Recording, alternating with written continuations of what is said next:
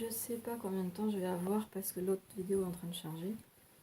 Donc j'ai pas pu la supprimer encore, donc je vais pas forcément avoir beaucoup de place, mais de toute façon, ce que j'ai à dire, je vais essayer de vous cacher un peu de cette lumière qui est chiante un peu là, voilà. On va parler très très rapidement du jugement, et on va pas y passer beaucoup de temps, parce que le temps ne fait rien à l'affaire, comme dit Brassens. Si, en fait, le temps c'est la clé. Et la serrure ionique, effectivement. Donc, on va parler du jugement et du jugement. On pourrait avoir compris ce que c'est que le non-jugement et être toujours coincé dans la polarité. C'est-à-dire que il ne s'agit pas du non-jugement qui est prôné par toute la science New Age ou ésotérique ou orientale. Alors peut-être que la science orientale a compris ces histoires d'énergie, mais qu'elle ne nous a pas donné les clés pour les comprendre et que du coup ils se sont gardés ça pour eux. Un petit peu comme les kabbalistes nous ont laissé dans notre merde en ne comprenant pas, nous les chrétiens, le sens profond des écritures hébraïques et chrétiennes, grecques chrétiennes.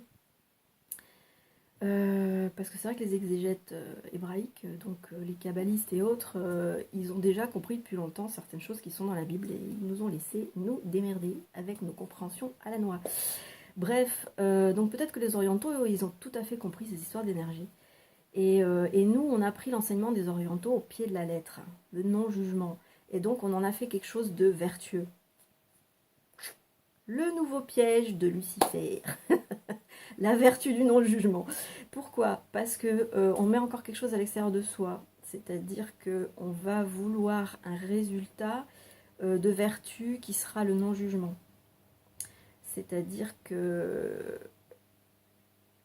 on ne va pas forcément comprendre les histoires de polarité énergétique, de matrices alternatives, et donc de courant alternatif qui est une énergie altérée, donc viciée, qui tourne toujours en rond et qui n'est pas renouvelée, tout comme l'eau d'un lac qui est jamais vraiment, qui ne sera pas alimenté par une source et qui va, voilà, juste un lac qui reçoit l'eau de la pluie, point barre, quoi.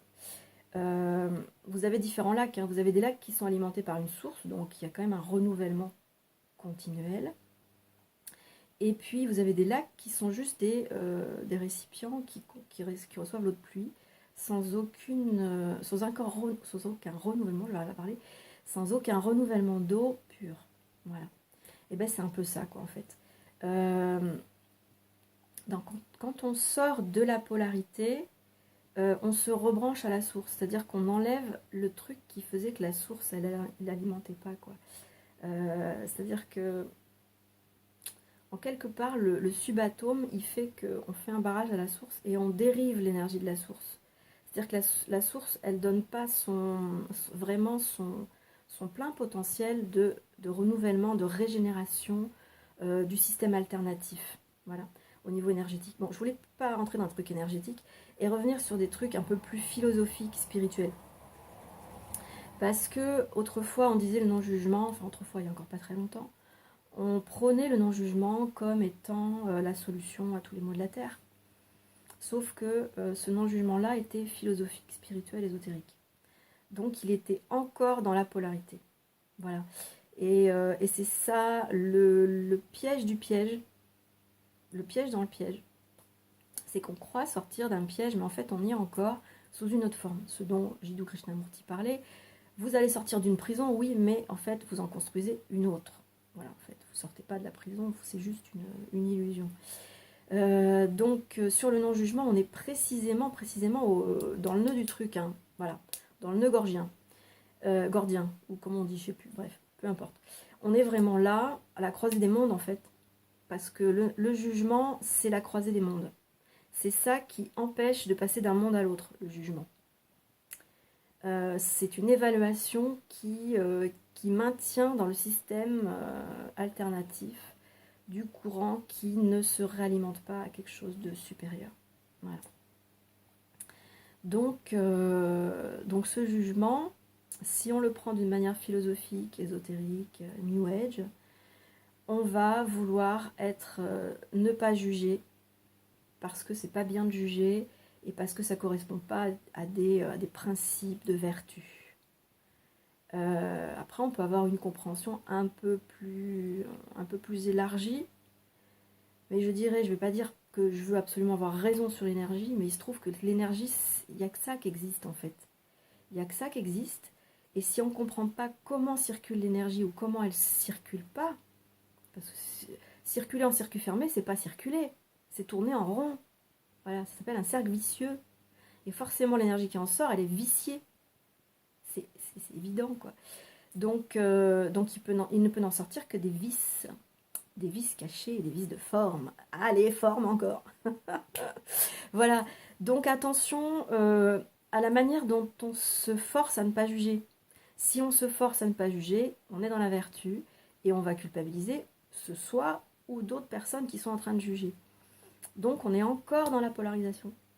Voilà. Donc c'est encore pour soi. Est-ce que je suis en train de juger moi? Je ne regarde pas. Est-ce que l'autre est en train de juger? Est-ce que moi je suis en train de juger?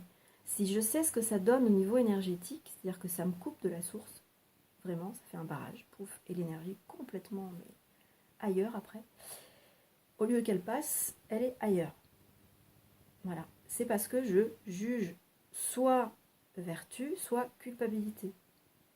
Et si je ne veux pas juger, si je m'empêche et je me force à ne pas juger, je suis encore dans la vertu. Et si jamais j'arrive pas à pas juger, je vais être dans la culpabilité. C'est-à-dire que le non-jugement va être une excuse encore pour polariser. Voilà. Donc je voulais juste dire ça. Donc ça n'a pas pris trop de temps, ça c'est bien. Le temps ne fait rien à l'affaire. Mais si, un petit peu quand même, Brassens. Ou que tu sois dans les mémoires électromagnétiques du subatome, bien évidemment, et non pas en tant qu'être qui vient nous... Voilà. Ah, moi et les entités, je vous dis qu'on est... Voilà. Je considère les entités, ou ce qu'on s'imagine des entités, comme les moulins à vent dont les Don Quichotte ont peur et veulent combattre. Voilà. Parce que les entités, c'est juste des mémoires électromagnétiques qui sont imprimées sur un espace-temps. Voilà. Et quand on arrête d'avoir peur de ça aussi, ou de dire ça c'est méchant, ça nous fait du mal, etc., ça a un rôle à jouer. Voilà. C'est pas ni méchant, c'est pas malveillant. Même si ça croit être vouloir faire du mal, vouloir nous bouffer de l'énergie, parce que ça croit des choses, ces choses-là. C'est très autonome au niveau du système énergétique aussi. Parce que dans le subatome, il y a un sous-système énergétique qui tourne en rond aussi. Enfin, c'est des milliers de poupées russes qui sont dans des milliers de poupées russes. Donc, enfin bon, après, bon, c'est juste très simple. Mais plus on va comprendre le principe basique, et plus on comprendra qu'il est reproductible partout, et qu'on le trouve partout. Comme disait Hermès Trismégiste, dans je sais plus quel truc, la table d'émeraude ou le Kybalion, j'en sais rien, enfin, bref. Tout ce qui est en haut est comme ce qui est en bas. Et ce qui est en bas, c'est le manifesté, ce qui est en haut, c'est le non manifesté. C'est-à-dire, ce qui est en haut, c'est l'arbre de vie, ce qui est en bas, c'est l'arbre de la connaissance du bien du mal. Et bien voilà.